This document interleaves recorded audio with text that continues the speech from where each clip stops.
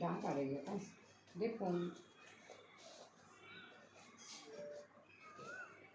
वो बंद कर बोले।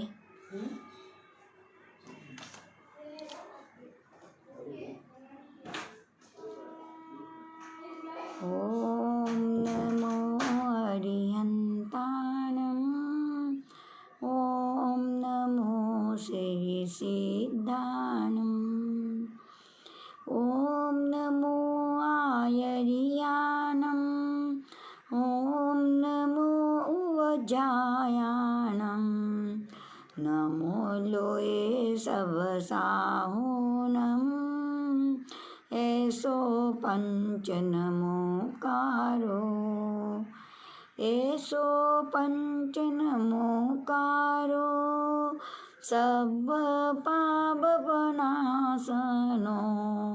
मंगलानं च सव्येसिं परमं हवै मंगलम् मंगलानं च सव्येसिं परमं हवै मंगलम् दमो मंगलमुपीठम् अहिंसा संयमो तवो देवावितं नमं सन्ति जस धम्मे संयमनो जस धम्मे संयमनो। सर्वप्रथम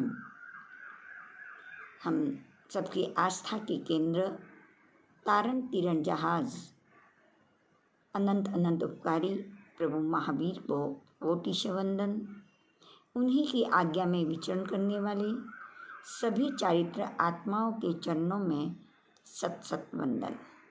आदरणीय सुश्रावक श्राविकाएं, जय जिनेन्द्र।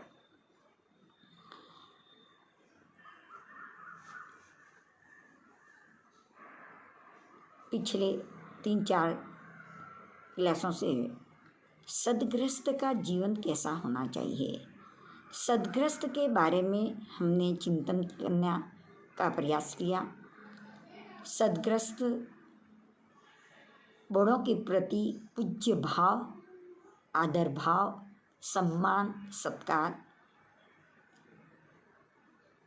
जीवन में यत्ना ज्यों ज्यों कषाय की वृत्तियाँ कम होती जाएगी त्यों त्यों यत्ना जीवन के अंदर विशेष आगे बढ़ती जाएगी।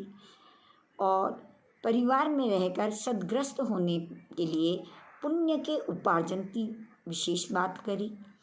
और उस पुण्य उपार्जन के में गृहस्थ परिवार में भी हम रह करके अपने जीवन में विशेष पुण्य का उपार्जन भी कर सकते हैं, इसका भी चिंतन चला। उसके आगे सारे परिवार की व्यवस्था करते हुए गृहस्थ जीवन के में भी हम छोटे मोटे व्रत पचकान आदि ग्रहण करके अपनी आत्मा का कल्याण कर सकते हैं। इस बात को लक्ष्य में लेकर के हमने 14 नियम पर 3 मनोरथ और 3 मनोरथ के बाद के अंदर 4 विश्राम की बात कही। उस 4 विश्राम श्रावक के जो 4 विश्राम का स्वरूप समझ रहे हैं, उस विश्राम के अंदर पहले विश्राम का स्वरूप था तप, नौकासी आदि व्रत आदि ग्रहण करना। दूसरे विश्राम के अंदर सामायिक व्रत की बात का चिंतन हमें चल रहा था, हम चर्चा कर रहे थे। उस व्रत सामायिक के अंदर सामायिक का स्वरूप समझा, सामायिक के कौन ग्रहण कर सकता है उसके बारे में चिंतन किया, सामायिक की साधना क्या है और उस साधना के अंतर्गत हमें समता भाव की उपलब्धि चाहिए। और समता भाव की उपलब्धि के लिए हम अपने सामायिक व्रत के अंदर साधक क्या साधना करें किस प्रकार से साधना करे उस सामायिक व्रत के अंदर, जिस सामायिक से हमको समता की प्राप्ति हो, यानी हमें समता का फल मिले। हमें फल चाहिए समता, हम कैसे समता में रहे। तो सामायिक एक क्रिया है, सामायिक एक साधना है। उस साधना के अंदर साधक क्या क्या साधना कर सकता है, सामायिक के बैठकर क्या क्या चिंतन कर सकता है, अपने आत्मस्वरूप को किस प्रकार से समझ सकता है, उसका चिंतन करने के लिए साधक किस प्रकार की व्रत पहचान ले, इसका हमारा चिंतन चल रहा था। उसमें सदगृहस्थ के अंदर बालक बालिकाओं के लिए कुछ छोटी मोटी चीज़ें चल रही थी। उसके अंदर आज हम शिक्षा के बारे में कुछ चिंतन करेंगे। कल विनय के बारे में हमने काफ़ी देर तक विनय के स्वरूप को समझने का प्रयास किया था। आज हम शिक्षा के बारे में चिंतन करेंगे। शिक्षा जीवन को शिक्षित बनाती है, इसलिए शिक्षा का जीवन में बहुत बड़ी आवश्यकता है। शिक्षा जीवन को शिक्षित बनाती है, इसलिए शिक्षा का जीवन में बहुत बड़ा महत्व है। अगर जिसके जीवन में शिक्षा न हो, व्यवहारिक ज्ञान न हो और आध्यात्मिक ज्ञान न हो, अगर ये चीज़ें जीवन में शिक्षा रूप में नहीं है, तो मनुष्य और तिर्यंच गति के जीवों में कोई विशेष अंतर नहीं होता। क्योंकि मनुष्य भी सन्नी पंचेंद्रीय जीव है और तिर्यंच भी सन्नी पंचेंद्रीय हैं। दोनों ही सन्नी पंचेंद्रीय हैं, यानी मन सहित हैं, और मन है वहाँ पर चिंतन है। तिर्यंच गति के सन्नी पंचेंद्रीय जीव में मन है और उसके अनुरूप जितना उसका दायरा है और उस दायरे के अनुसार वो कुछ समझ पाता है, किंतु वो घटना क्यों हो रही है, किस प्रकार से हो रही है, इसका क्या स्वरूप है, वो उस शिक्षा ग्रहण न करने के कारण से उस स्वरूप को नहीं समझ पाता। अगर किसी सन्नी तिर्यंच पंचेंद्रिय के जीव ने पूर्व भव के अंदर कोई साधना की है और उस साधना के अनुरूप उसे जाति स्मरण ज्ञान हो जाए, तो वो पूर्व भव को जान करके सामायिक व्रत को स्वीकार कर सकता है। यानी हमारे जैसे विधि विधान वाली सामायिक तो नहीं, किंतु एक स्थान पर बैठ करके समभाव के अंदर रह करके उसकी साधना करने का लक्ष्य बना सकता है। और ऐसे श्रावक का जो सामायिक का व्रत है वो सन्नी तिर्यंच पंचेंद्रिय भी ग्रहण कर सकता है, परंतु शिक्षा के अनुरूप नहीं। उसकी क्रिया कैसे साधना आदि उसके अनुरूप उसको ग्रहण नहीं कर पाता है, किंतु शिक्षा योग्य न होने के कारण ऐसे श्रावक के 11 व्रत तक भी ले सकता है, परंतु उसकी शिक्षा, इसका अर्थ पूर्व भव के अंदर जो उसने की है वो शिक्षा का उससे थोड़ा बोध हो जाए तो वो उस शिक्षा को ग्रहण करके अपने सीमित व्यवस्था तक कर सकता है, किंतु उत्थान वाला मार्ग जितनी साधना के रूप में नहीं कर सकता। शिक्षा मनुष्य भव के अंदर सन्नी पंचेंद्रिय है, किंतु सन्नी पंचेंद्रिय के भव के अंदर शिक्षा प्राप्त की जा सकती है और उन शिक्षा को प्राप्त कर अपने जीवन, अपने आत्मा का उत्थान आदि भी कर सकता है। तो हम अपने वर्तमान के जीवन को अच्छी तरह से जीने के लिए शिक्षा की भी बहुत बड़ी आवश्यकता है, और वही शिक्षा जब हमारे श्रुत ज्ञान रूप बन जाती है तो वह श्रुत ज्ञान रूपी बन करके हमारी आत्म कल्याण के लिए भी आगे विकसित हो सकती है। तो उस शिक्षा को ग्रहण करने के लिए उसके साधक और बाधक दोनों अवस्थाएं हम समझने की कोशिश करेंगे कि कैसे वो हमारे लिए साधक और कैसे हमारे लिए वो बाधक बन सकता है। तो उस बाधक को पहले हम समझें कि शिक्षा किसे प्राप्त नहीं होती। शिक्षा प्राप्त करने के लिए क्या बाधक तत्व हैं और हम उससे कैसे ऊपर उठ करके उस शिक्षा को ग्रहण कर सकते हैं, इसके स्वरूप को समझेंगे। उत्तराध्ययन सूत्र के 11वें अध्ययन, उत्तराध्ययन सूत्र का 11वां अध्ययन बहुश्रुत पूज्यम करके जो 11वां अध्ययन है, उस अध्ययन के अंदर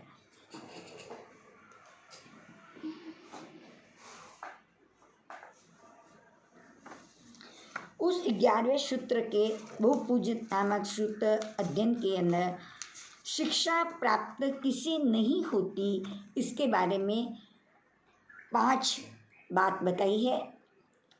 थंबा, कोहा, पमाए,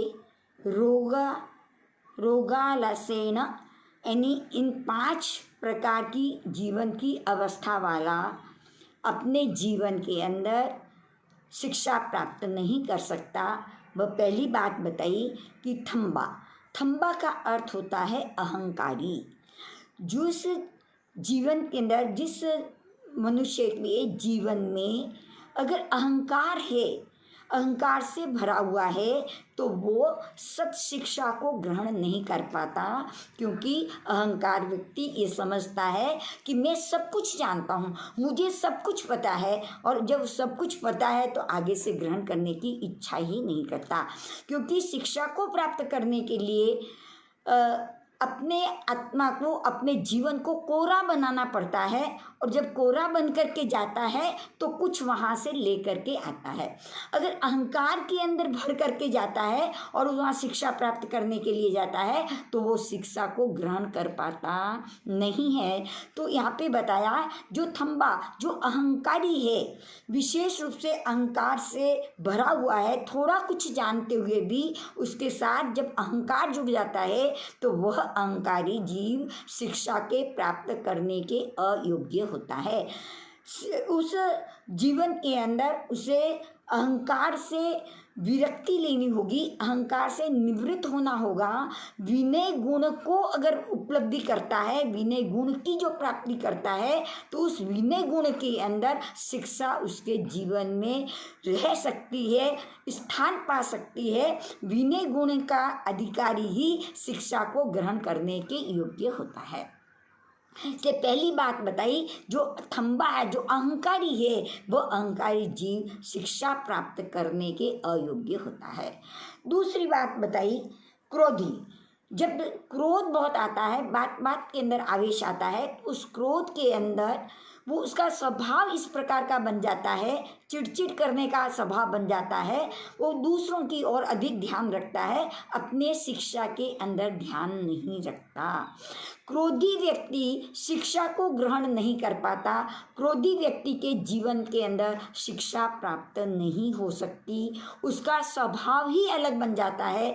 वह और दूसरों को देखने लग जाता है, मन के अंदर दूसरी बातों का गुंथन बहुत करने लग जाता है।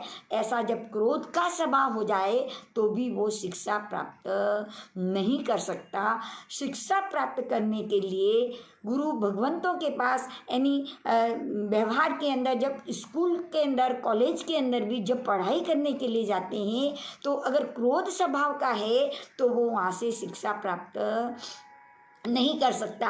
उन गुरु के प्रति आदर हो, उस अभी तो जो मिस पढ़ाते हैं उनके प्रति जो आदर हो, और उन्हें से वहाँ से कुछ लेने के लिए, यानी कोरे बन करके अगर वो वहाँ पर पहुँचता है और लेने के भाव से, कुछ मुझे शिक्षा ग्रहण करनी है, इस भाव से अगर वो जाता है, तो वहाँ पर वो उस शिक्षा को क्या कर सकता है, प्राप्त कर सकता है। अगर वो क्रोध के रूप में हो तो वो उस प्रकार की शिक्षाओं को प्राप्त नहीं कर सकता।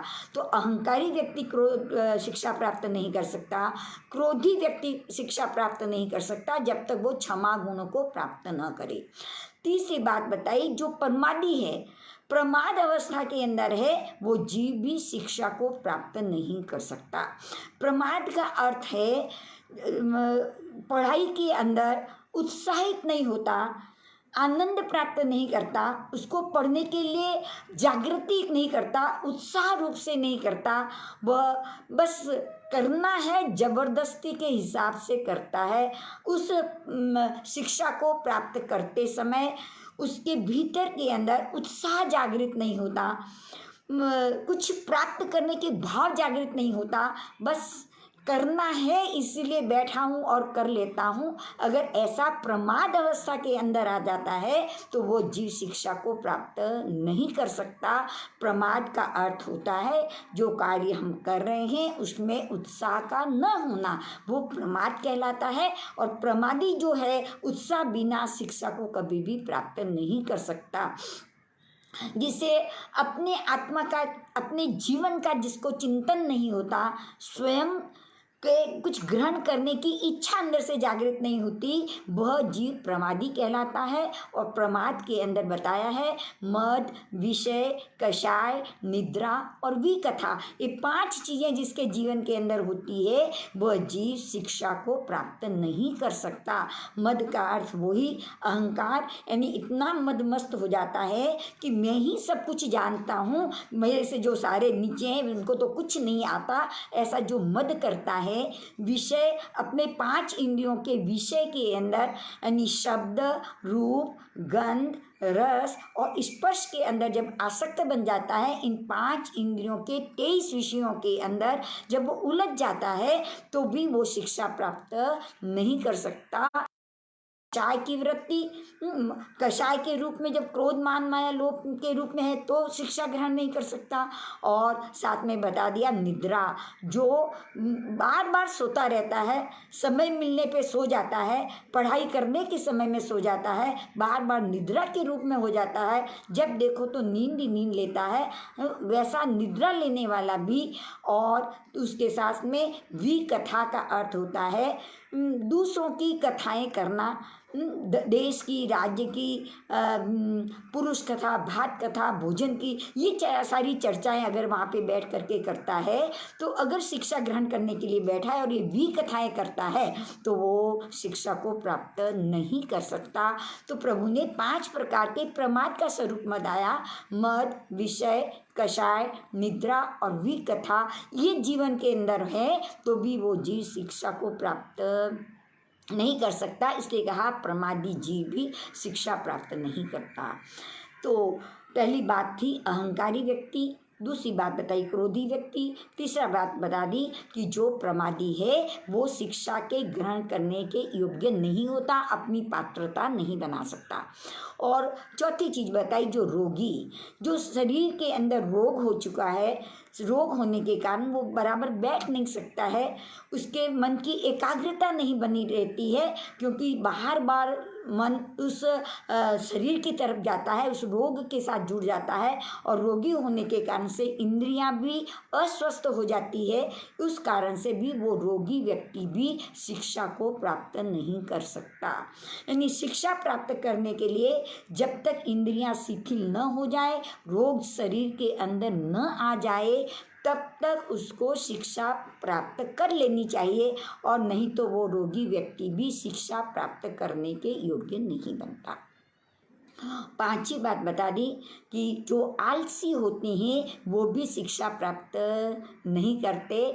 जो आज पर करना है उसको कल पे डाल देता है, कल करना है आगे डाल देते हैं, और अगर बीच में 2 दिन की छुट्टी मिल गई तो बोलता कर लूँगा, इस प्रकार की अगर वो आलस करता जाता है और जहाँ स्कूल जाने का समय जब उसके सामने आ जाता है तब लेकर के उस बुक को बैठता है और करने बैठता है, तो न तो वो समझ पाता है और न होमवर्क कर पाता है, और आगे जा कर के उस क्लास के अंदर भी मुँह छिपाता है कि मेरे को टीचर कुछ पूछेंगे। इस प्रकार से जो विकास होने का समय था उसके अंदर उसको बाधाएं आ जाती है। इसीलिए उस आलसी व्यक्ति को भी शिक्षा प्राप्त नहीं होती। तो हमारे में और बच्चों के अंदर हम कम से कम अपने जीवन को कैसे अच्छी प्रकार से जिएं, उसको जीवन को कैसे शिक्षित बनाएं, उसके लिए जीवन के अंदर हम इन 5 चीज़ों से बचें।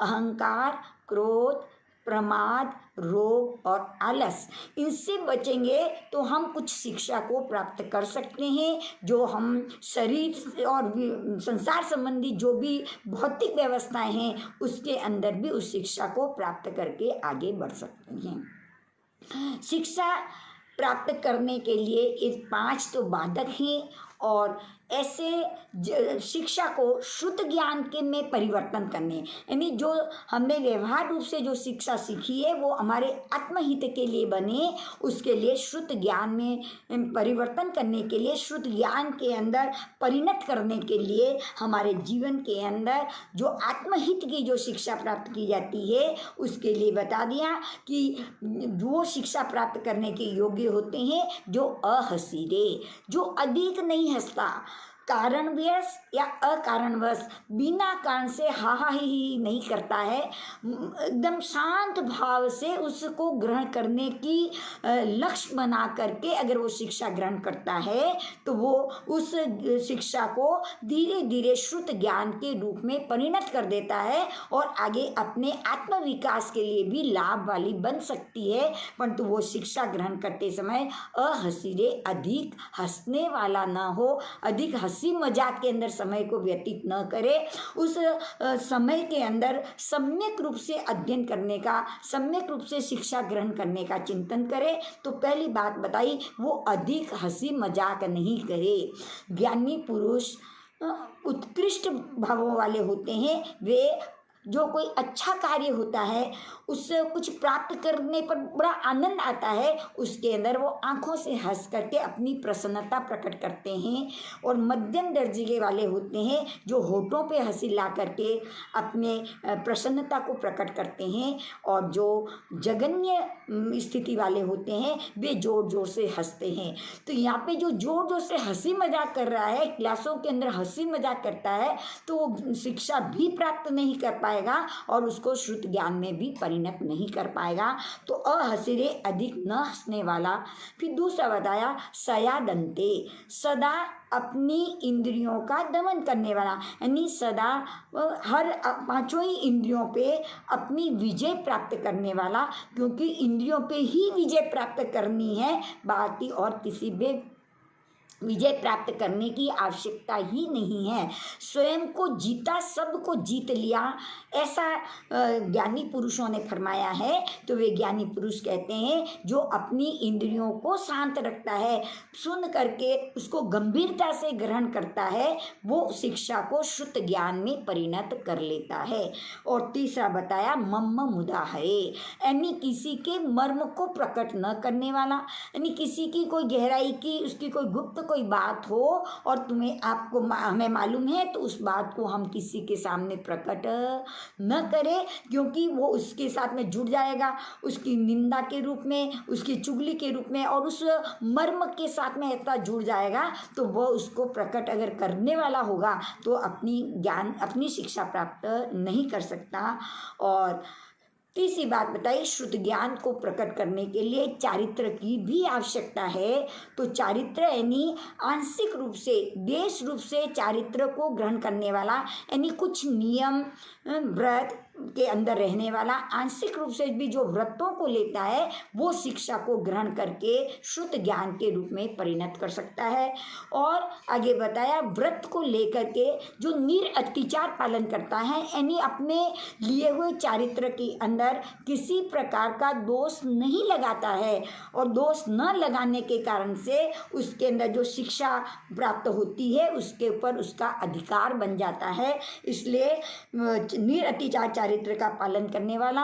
और आगे बता दिया लोलुए, अधिक लोलुप नहीं रहता, यानी बार बार खाने पीने की लोलुपता जिसके अंदर नहीं रहती, समय के अनुसार भोजन और समय के अनुसार अन्य सारे कार्य, और समय के साथ जब शिक्षा की प्राप्ति करता है तो वह अधिक जो लोलुप नहीं बनता है।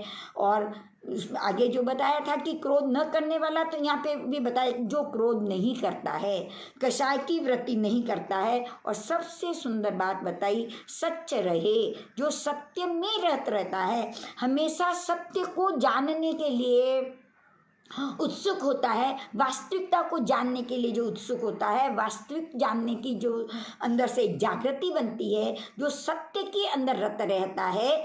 इन 8 कारण बताए, अहसिरे अधिक न हंसने वाला, सयादंते सदा इंद्रियों का दमन करने वाला, मम्म मुदाहरे मर्म को प्रकट न करने वाला, नासीले आंशिक रूप से शील व्रत को पालन करने वाला, न विशीले अपने व्रतों के अंदर दोष न लगाने वाला, अलोलुए अधिक लोलुप न रहने वाला, इंद्रियों के अंदर इंद्रियों का जितेंद्रिय बनने वाला, अकोहोने यानी अधिक क्रोध न करने वाला, और सच्च रहे सत्य में रत रहने वाला, सत्य के ऊपर श्रद्धा करने वाला, इन 8 गुणों से जो युक्त होता है, इन 8 गुणों से अपनी जीवन को सुंदर बनाता है, वही शिक्षा को लेकर के शुद्ध ज्ञान के रूप में परिणत करता है।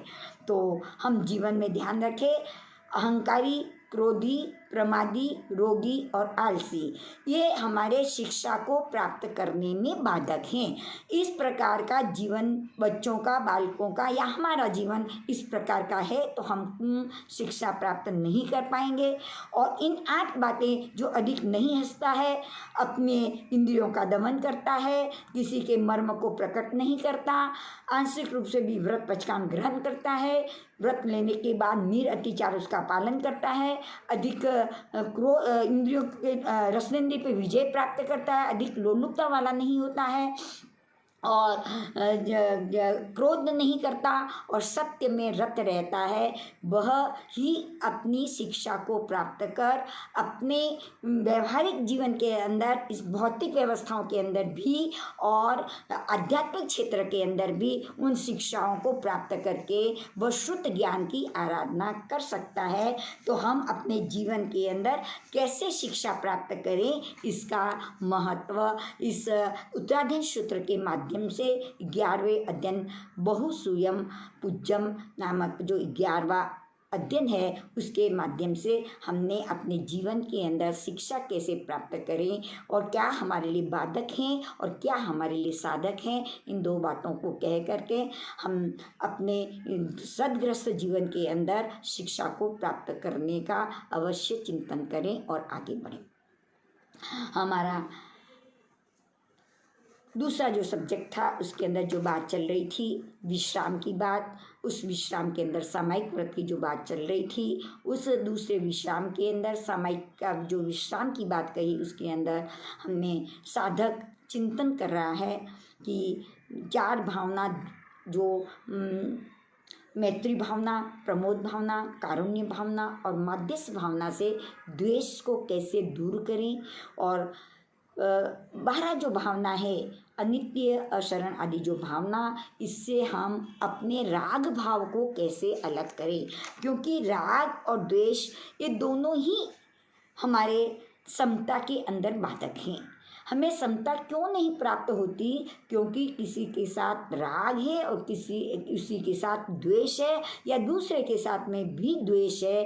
राग और द्वेष दोनों चल रहे हैं हमारे जीवन के अंदर, इसीलिए हम समता भाव को प्रकट नहीं कर सकते। हमारा गुण है समता, फिर भी हम उसको प्रकट नहीं कर पाते। तो साधक सामायिक के अंदर द्वेष को हटाने के 4 भावनाओं का साधना करे और राग को हटाने के लिए 12 भावनाओं का चिंतन करे।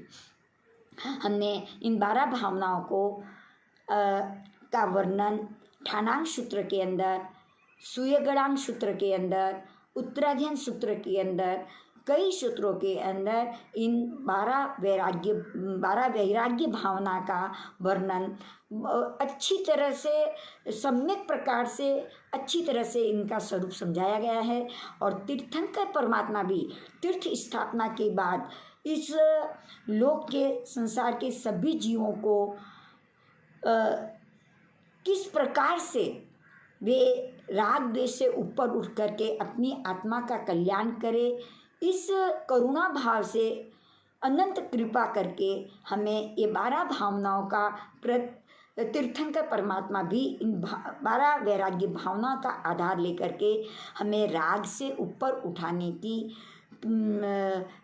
देशना के रूप में हमारे अंदर इसके संस्कार डालती हैं। वैराग्य भावना, इन 12 भावनाओं को वैराग्य भावना यानी राग से ऊपर उठने वाली भावना भी कहते हैं और इसको अनुप्रेक्षा भी कहते हैं। अनुप्रेक्षा का अर्थ हमने कल किया था। प्रेक्षा का अर्थ है देखना और अनुप्रेक्षा का अर्थ होता है मन से देखना, यानी अपने मन से इसका चिंतन किया जाए, उसको अनुप्रेक्षा कहते हैं। इसमें एक सूत्र 10वें कालिक सूत्र की चूर्णी के अंदर अनुप्रेक्षा का लक्षण बताते हैं।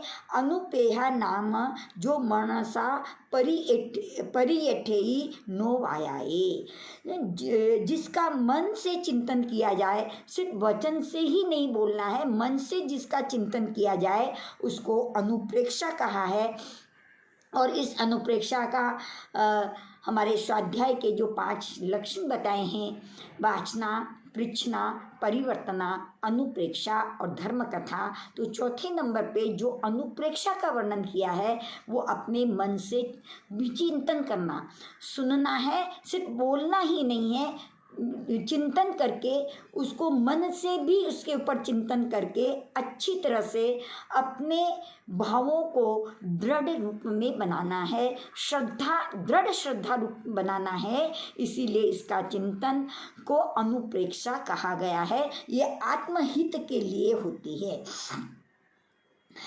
कल हमने एक उदाहरण से भी इसको समझने का प्रयास किया था कि जैसे कोई कांच के टुकड़े को हीरा मान लेता है, किंतु जब उसे जौहरी के पास ले जाता है और वो कांच का टुकड़ा है, जब ऐसा उसे समझ में आ जाता है तब उस कांच के टुकड़े को छोड़ देता है और अपने क्या प्राप्त करना है उस मार्ग की ओर आगे बढ़ता है। नहीं तो इतने दिन भ्रम में ही रहता है कि यही हीरा है, परंतु जौहरी के पास जाने पर ही उसे समझ में आता है। इसी प्रकार हम संसार के सभी जीव इस पुद्गल के अंदर ही आसक्त बने हैं, इस पुद्गल में जुड़े हुए हैं और ये पुद्गल ही हमको सुख देने वाला है। यानी पुद्गल के अंदर सारे आ गए, शरीर ले लो, धन ले लो, सारी मकान आदि की व्यवस्थाएं ले लो, इसी को हमने सम्यक रूप से ये समझ लिया है कि ये हमारी रक्षा करेगा, ये हमारे लिए सब कुछ सुख देने वाला है, ऐसा समझ करके हमने इस पे श्रद्धा कर ली है।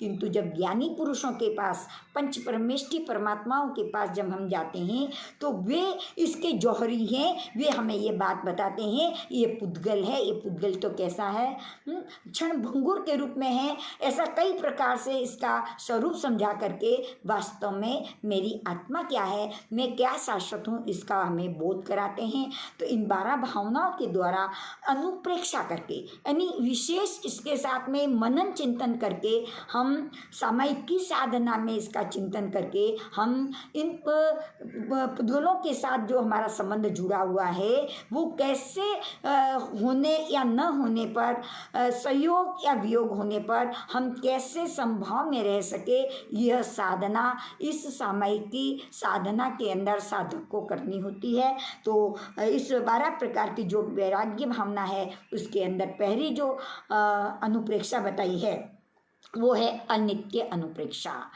यानी अनित्य का अर्थ होता है उसी रूप में हमेशा वैसा नहीं रहता, हम तीनों काल उस रूप में नहीं रहता, उसको अनित्य कहते हैं।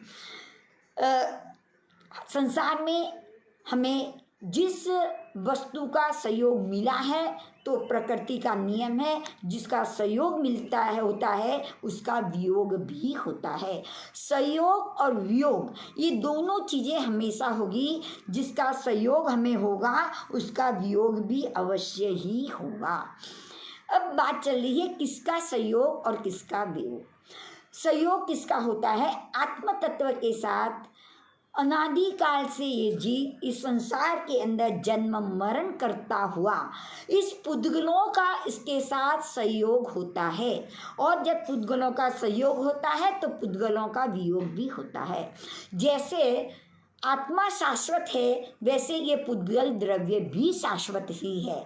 प्रभु ने जो 6 द्रव्यों का स्वरूप हमारे सामने रखा, धर्मास्तिकाय, अधर्मास्तिकाय, आकाशास्तिकाय, काल द्रव्य, जीवास्तिकाय और पुद्गलास्तिकाय। तो जीवास्तिकाय और पुद्गलास्तिकाय को हम जान रहे हैं। तो जीव के साथ जो पुद्गल का सहयोग होता है, पुद्गल भी शाश्वत द्रव्य ही है और जीव भी शाश्वत द्रव्य ही है। दोनों ही द्रव्य नित्य है, दोनों द्रव्यों का नाश नहीं होता, मात्र उसकी पर्यायें बदलती है। आत्म तत्व की जीवास्तिकाय की जो पुद्गल की पर्याय बदलती है, वो इतने सूक्ष्म रूप से बदलती है, वो हमें दृष्टिगोचर नहीं होती, क्योंकि आत्मा अरूपी है और उसकी पर्याय तो बदलती है, किंतु हमको सूक्ष्म रूप से तो दृष्टिगोचर नहीं होती। बड़े बड़े रूप से, जैसे नरक गति, तिर्यंच गति, मनुष्य गति, देव गति के अंदर जो शरीर प्राप्त हुआ है, ये भी सारी पुद्गल की पर्याय हैं। ये अदर बड़े रूप में होती है तो कुछ समझ में आती है, तो ये तो सारी पुद्गल की पर्याय हैं। इन पुद्गल की पर्याय के अंदर वर्ण, गंध, रस और स्पर्श होने से, बादर रूप में होने से इन पुद्गलों की पर्यायों को हम देख पाते हैं। और ये पुद्गल के साथ हमारा जो संयोग हुआ है, ये संयोग का वियोग होता है। पुद्गल का तो पुद्गल के रूप में ही परिणत होगा। पुद्गल भी शाश्वत ही है, पुद्गल का विनाश नहीं होता, आत्म तत्व का विनाश नहीं होता, पर आत्मा के साथ जो पुद्गल का संयोग हो रहा है, उस संयोग का क्या हो जाता है, वियोग हो जाता है। तो ये संयोग और वियोग जो होते रहते हैं, ये अनित्य है। संयोग और वियोग जो होते हैं वो अनित्य है। पुद्गल का आज जो पुद्गल हमारे पास है, वो कल पुद्गल और किसी के पास चला जाएगा, उसका हमारे से वियोग हो जाएगा। आज हम जिस शरीर के अंदर हैं और आराम से रह रहे हैं, कल इस शरीर का भी हमारे से वियोग हो जाएगा, हम और किसी स्थान में जन्म ले लेंगे। तो इन सारी चीज़ों का जो वियोग हो रहा है, वो वियोग जो है वो क्या है, अनित्य है। पुद्गल तो शाश्वत ही है, पुद्गल अशाश्वत, पुद्गल तो नित्य ही है, इसमें कोई फर्क नहीं। पुद्गल की जो पर्याय बदल करके हमारे लिए उपयोगी बनती है, शरीर बनाने के लिए उपयोगी बन रही है, हमारे जीवन जीने के लिए, हमारे धन, पैसे, मकान, व्यवस्थाएं, ये जो सारी जीवन की जो संबंध, रिलेशन जो हमारे जुड़े हुए हैं, ये सारे पुद्गल से जुड़े हुए हैं और इनकी पर्याय बदल जाती है और इनका संयोग से क्या हो जाता है, वियोग हो जाता है। जब वियोग हो जाता है तो हमें दुख की अनुभूति होती है। कोई भी जीवात्मा वियोग नहीं चाहती, उसे हमेशा संयोग ऐसा ही बना रहे ऐसा चाहती है, परंतु ये संयोग एक सा बना नहीं रहता, क्योंकि पुद्गल का जो गुण है, पूरण, गलन, सड़न और विध्वंसन वाला गुण है, तो ये जो पुद्गल की पर्याय का हमारे साथ जो सहयोग हो रहा है, वे पूरण मिल करके हमारे साथ जुड़ते हैं, फिर एक दिन गल जाते हैं, सड़ जाते हैं और नाश हो जाते हैं। जब ऐसा वियोग होता है, उस समय में हमें दुख का अनुभव न हो, हम दुखी होकर के, पीड़ित होकर के नए कर्मों का बंध न कर लें, विशेष रूप से हम अशांत और पीड़ित न हो जाएं, उसके लिए हमको चिंतन करना पड़ेगा अनित्य अनुप्रेक्षा का।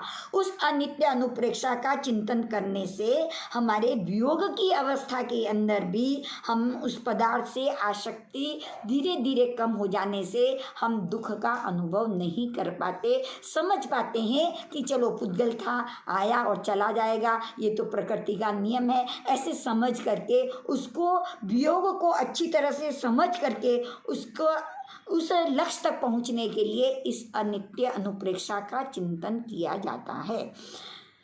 दूसरी जो अनुप्रेक्षा बताई वह है अशरणानु अनुप्रेक्षा, यानी शरण नहीं देता संसार के अंदर, जिसको हमने मान लिया है कि ये हमारे सारे शरणभूत हैं, हमको शरण देने वाले हैं, परंतु परमात्मा कहते हैं कि ये सारे अशरणभूत है, सिर्फ शरण देने वाला तो कौन, 4 ही शरणा है, अरिहंतों का शरणा, सिद्धों का शरणा, साधु का शरणा और केवली प्ररूपित दया धर्म का शरणा, यही शरण देने वाले हैं। ये संसार के पदार्थ जितनी भी हैं, जितना भी संबंध जुड़ा हुआ है, पुत्र परिवार आदि के अंदर जो भी संबंध जुड़ा हुआ है, ये सारे संबंध जो है कोई भी हमको शरण नहीं दे सकते, शरण देने में समर्थ नहीं है, शरण नहीं दे पाते। सिर्फ चार अरिहंत सिद्ध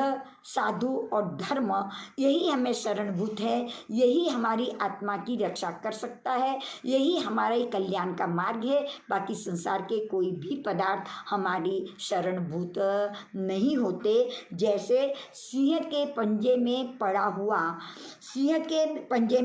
हुआ हिरण को जैसे कोई शरण नहीं देता है, उसी प्रकार से जीवन के अंदर आदि व्याधि और उपाधि ये तीनों चीज़ें हमारे जीवन के अंदर जब होती है, उस समय ये सारे पदार्थ हमको शरणभूत नहीं होते। आदि यानी मन की चिंता, व्याधि यानी शरीर का रोग, और उपाधि का अर्थ होता है ये संसार के पदार्थ जिससे हमारा जीवन चलता है। ये आदि व्याधि और उपाधि की जब परिस्थिति हमारे जीवन के अंदर आती है, तो ये संसार के सारे रिश्ते, संसार के सारे पदार्थ, ये पदार्थ जिसको हमने शरणभूत माना है कि ये शरण देंगे, पर ये कोई शरण देने के अंदर सक्षम नहीं है, हमको शरण नहीं दे सकते। इसका चिंतन हमें बार बार करने से हम धर्म की शरण में सहजता से जा सकते हैं। इसकी साधना करने पर हमको धर्म का शरण का महत्व अपने आप समझ में आ जाएगा। इससे दूसरी भावना का नाम है अशरण भावना। पहली अनित्य अनुप्रेक्षा के अंदर भरत चक्रवर्ती का वर्णन आता है, और अशरण अनुप्रेक्षा के अंदर अनाथी मुनि का विषय आता है। और कहानी सबको मालूम है, उनकी व्याधियाँ बढ़ने पर भी परिवार, धन, पैसा कोई उनको शरण नहीं दे सका, इसलिए वे धर्म की शरण में गए। पर ऐसे धर्म की शरण में नहीं जा सकते, इस पर अनुपेक्षा चिंतन करते रहें, हम बार बार मन से इस चिंतन को आगे बढ़ाते रहें, और जो जो ये चिंतन बढ़ेगा, श्रद्धा बढ़ेगी, तो हम को भी ऐसी अवस्था के अंदर हम धर्म की शरण को ग्रहण कर सकते हैं। इसीलिए हमारी अनुप्रेक्षा बढ़े। और तीसरी अनुप्रेक्षा है संसारानुप्रेक्षा, संसार की अनुप्रेक्षा। संसार की तृष्णा का त्याग करने के लिए निर्वेद की आराधना करनी पड़ती है। संसार के प्रति जो आसक्ति है, संसार की वस्तुओं के प्रति जो आसक्ति है, उस संसार की वस्तुओं को हटाने के लिए, उस तृष्णा को शांत करने के लिए निर्वेद की आराधना करनी होती है।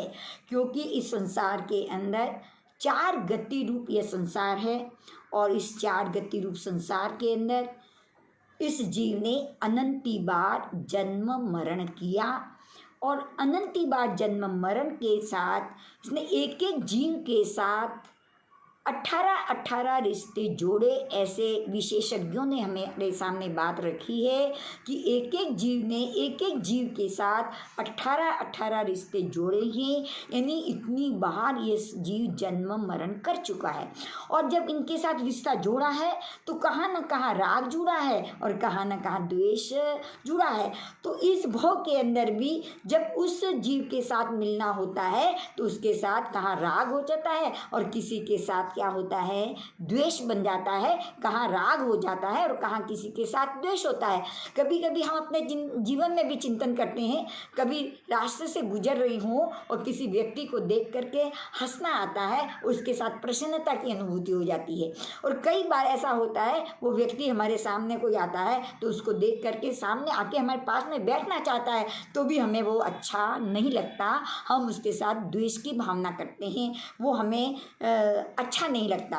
कभी परिवार के अंदर भी ऐसा होता है, कई व्यक्ति परिवार के अंदर अच्छे लगते हैं, उनके साथ जुड़ा होता है, और कई परिवार के ही व्यक्तियों के साथ में द्वेष की भावना भी होती है। क्योंकि पूर्व भोग के अंदर जो संबंध है, राग का संबंध बना है तो राग से जुड़ते हैं, द्वेष का संबंध बना है तो द्वेष के साथ जुड़ते हैं। तो राग और द्वेष ये संबंध बार बार क्या होता रहता है, अनंत भवों के अंदर जो हमने 18 रिश्ते बताए हैं, उससे ये संबंध जुड़ा है। से किसी को देख करके राग आता है और किसी को देख करके द्वेष आता है। और इस चार गति के अंदर परिभ्रमण करते हुए अभी हमारी तृष्णा शांत नहीं हुई। हम इन संसार से कैसे मुक्त होंगे? ये संसार की जो पदार्थ भी हैं, इस पदार्थ को देखते हैं और दूसरे पदार्थ की इच्छा हो जाती है, वो लाते थे और तीसरे की इच्छा हो जाती है। यानी इच्छाओं के अंदर तृप्ति ही नहीं होती। इस संसार का ही कारण है। इस संसार के अंदर कभी भी तृप्त नहीं हो पाता। हमारी आत्मा इस संसार से कैसे तृप्त होवे, अजन्मा कैसे बने? क्योंकि संसार में दुख और कुछ नहीं है। हम मानते हैं कि संसार में बहुत दुख है, पर क्या दुख है? परमात्मा फरमाते हैं जन्मम दुखम जरा दुखम रोगाय मरणानीय। ओ दुखो हो संसारो, जहाँ क्लेशित यानी जीव जाके ये कष्ट को प्राप्त करता है। जन्म का दुख, जरा का दुख, रोग का दुख और मृत्यु का दुख, जहाँ जाकर जीव क्लेशित होता है, पीड़ित होता है, दुखी होता है। इस जन्म मरण से ऊपर उठने के लिए, इन जन्म मरण के दुखों से मुक्त होकर आगे बढ़ने के लिए इस संसार अनुप्रेक्षा का चिंतन किया जाता है।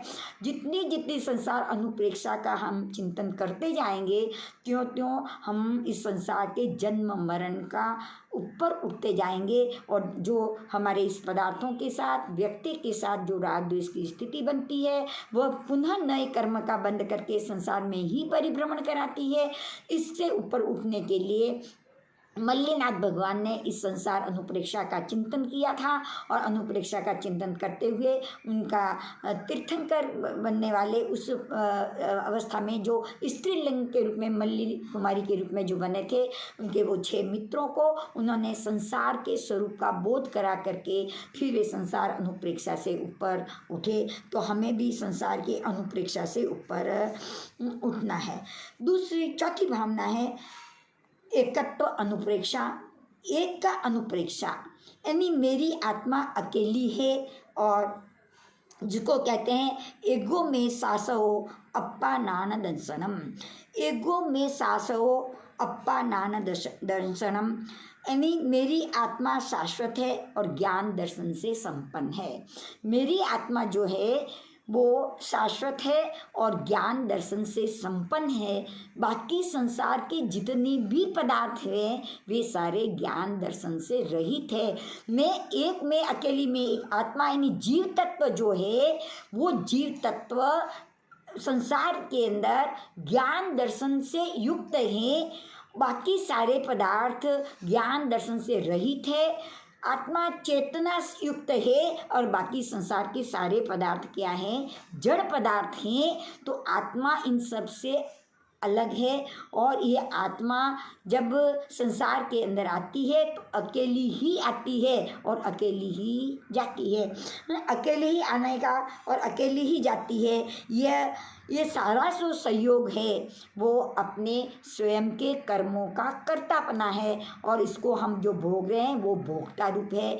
तो इस संसार के अंदर जो भी व्यवस्थाएं होती है वो स्वयं के कर्मों के कर्ता और भोक्ता रूप में, कर्ता रूप में करना है और भोक्ता रूप में उसका जब फल आता है इसको भोगना है। ये कर्ता और भोक्ता ये कर्मों के कारण होता है। पर मेरी आत्मा तो ज्ञान दर्शन गुणों से युक्त है, अकेली ही आत्मा है। इस अकेली आत्मा पे ही चिंतन करना एकत्व भावना है। इस भावना का चिंतन नमी राज ऋषि ने किया था जब दाह ज्वर रोग हो चुका था और उनके लिए जो गोशीर्ष नाम का चंदन 1008 रानियाँ जो घिस रही थी, उनकी चूड़ियों के खनकार से उन्हें अच्छा नहीं लगा और फिर सारी चूड़ियाँ बड़ी करके एक सुहाग की चूड़ी रख करके उन रानियों ने जो चंदन घिसा उसकी आवाज़ न होना और अधिक होने पर आवाज़ होना, इसका वे चिंतन करते करते संसार के अंदर एक कौन है करते करते अकेली आत्मा की चिंता पे पहुँचे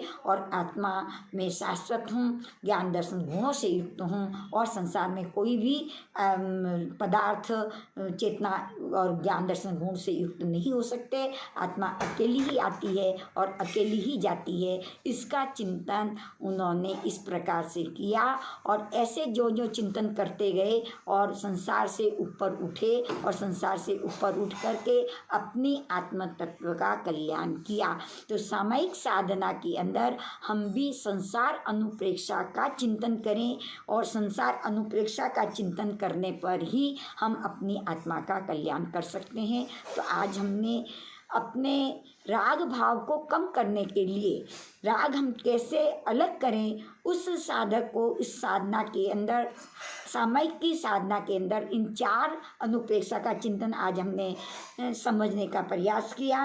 पहली अनित्य अनुप्रेक्षा, दूसरी है अशरण अनुप्रेक्षा, तीसरी संसार अनुप्रेक्षा और चौथी है एकत्व अनुप्रेक्षा। इन अनुप्रेक्षा के चिंतन से जो जो हमारा चिंतन इसके साथ बढ़ेगा और जो जो चिंतन बढ़ता जाएगा तो हम अपने अपनी आत्म तत्व के उत्थान का मार्ग पकड़ सकते हैं और समता भाव में रह सकते हैं। इन्हीं मंगलमय भावनाओं के साथ आज जो भी चर्चा करने का विषय मिला और उसके अंदर हमने चिंतन के साथ इसका अध्ययन किया। आगम के विरुद्ध कोई भी बोलने में या कुछ कहने के अंदर अशुद्धियाँ रह गई हो तो उसका अंतः दिल से मिच्छामि दुक्कडम। और आप लोगों को बहुत बहुत धन्यवाद जिसको इसे सुन करके हम अपनी आत्मा कल्याण की ओर आगे बढ़ेंगे। इन्हीं मंगलमय भावनाओं के साथ जय जिनेंद्र और जय महावीर। आपका कोई प्रश्न हो तो कमेंट बॉक्स के अंदर रखिए जिससे इसके प्रश्न का समाधान भी हो सके। जय जिनेंद्र।